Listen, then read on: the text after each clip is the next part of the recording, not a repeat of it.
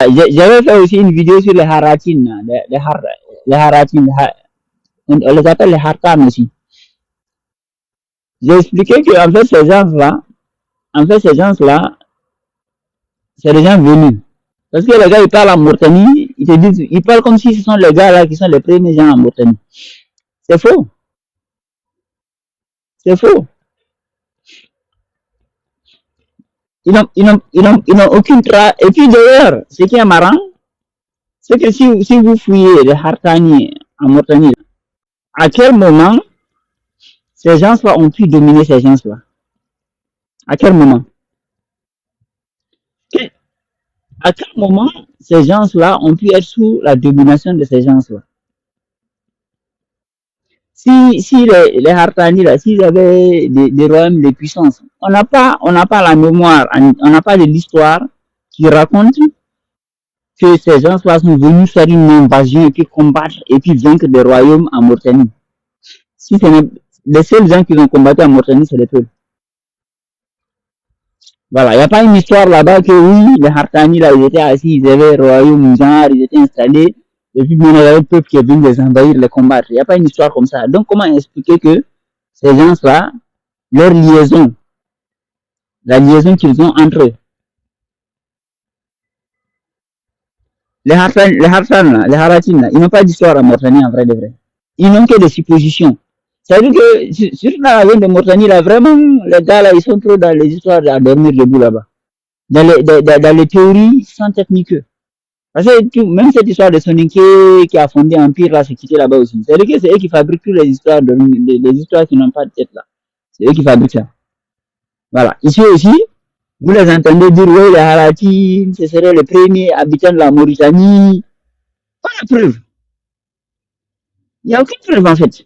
Il n'y a rien du tout comme preuve. Il n'y a que des suppositions. Ouais, non. C'est-à-dire que c'est extraordinaire. Il n'y a que des suppositions. Mais comme les deux là, en réalité, ils travaillent ensemble, ils se soutiennent. C'est-à-dire que celui-là, il est au pouvoir politique, il maintient ce narratif-là. Mais en fait, il cache celui-là. Et maintenant, ils se partagent le butin. Parce qu'ils sont en train de voler les terres des peuples en Mauritanie. Mais ils donnent les terres à qui? Aux Harati. C'est les Harati qui sont en train de gagner le terrain. Et c'est les Harati qui sont l'armée. C'est eux qui font tous les sales coups. C'est eux qui éliminent les gens en Mauritanie. Mais les peuples de Mauritanie, ils sont comme endormis. Parce qu'en fait, le gars, quand le gars qui vient avec les armes, qui t'élimine, et puis après, maintenant, qui te raconte que non, tu sais, moi, je suis sur la domination de l'autre. Donc, voilà, c'est pas moi le problème, c'est l'autre. C'est bizarre quand même. Mais la radine, en fait, les deux travaillent ensemble. C'est juste que, vous savez, la meilleure façon de se protéger, c'est de rediriger la résistance sur un élément que tu inventes, qui n'est pas le bon. Donc, lui, pour ne pas qu'on l'attrape, alors que celui qui fout la merde, hein, pour ne pas qu'on l'attrape, il dit celui-là qui est le bandit. Sans celui-là, il ne représente rien. Même en Mauritanie, ils ne sont pas nombreux. Ils sont juste un peu comme ça. Ils ne représentent rien, en fait. C'est comme les gars qui foutent la merde au Mali, au Burkina. Quand ils parlent, ils te disent non, c'est la France, oh, non, non, non, c'est la Chine, c'est la Russie. Alors qu'eux, ils sont sur le terrain, ils foutent la merde.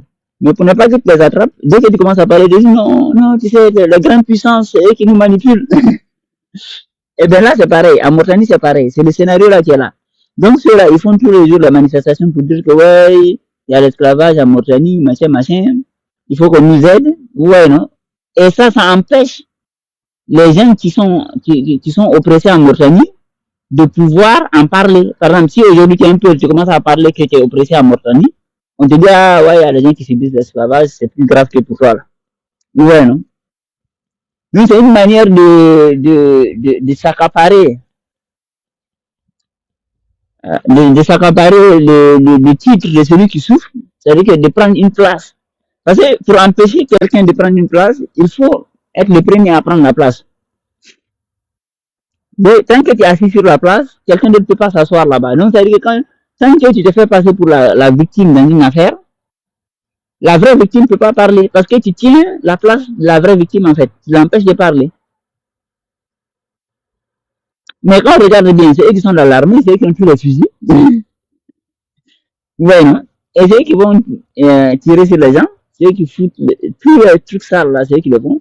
Et même Nouakchott là, il y a certaines villes qui ont été fabriquées là, parce que je sais pas si c'est Nouakchott ou Nouadhibou là, il y a certaines villes qui ont été fabriquées durant la colonisation. C'est-à-dire que pour enlever le pouvoir, parce que c'est les zones où il n'y avait aucun pouvoir en fait. C'est-à-dire qu'il n'y avait aucun pouvoir là-bas. Il y avait, les gars, c'est les gens venus en fait.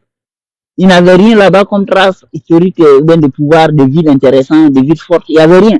Donc les villes de Nouakchott, Nouadhibou, en Mauritanie, là, je ne sais pas.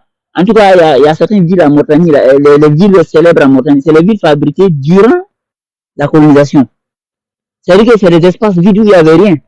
Ils sont venus comme ça fabriquer la ville à 100%. Et c'est les Naharatines là qui ont construit ça. Justement parce qu'ils n'avaient pas un endroit où présenter. Il n'y avait pas d'autres villes à présenter en fait. Sauf chez les Peuls. Dans le côté Fouta-Toro. C'est là-bas, il y avait des zones intéressantes, historiques, des villes, où ils s'étaient habités réellement, voilà, avec beaucoup de densité de population. Mais ils sont allés fabriquer des villes dans le désert comme ça. Et puis les gens sont venus habiter. Maintenant, les gars, là, c'est eux qui disent non. Quand ça chauffe, quand tu les mets au mur, ils te disent non, c'est nous, on a construit des villes. Donc, ceux-là, c'est nous, on va diriger ça jusqu'à la fin du temps. C'est comme ça. Mais en fait, aller lire l'histoire d'Arati, ce n'est que des suppositions et des hypothèses. Et c'est ça c'est triste. En Afrique, on a trop ce genre de choses-là. C'est-à-dire que des trucs sans fondement, on suppose que ce serait eux. Juste parce qu'on ne veut pas reconnaître que ce sont les plus anciens de la zone. Parce que les peuples, au moins, nous, on a les preuves.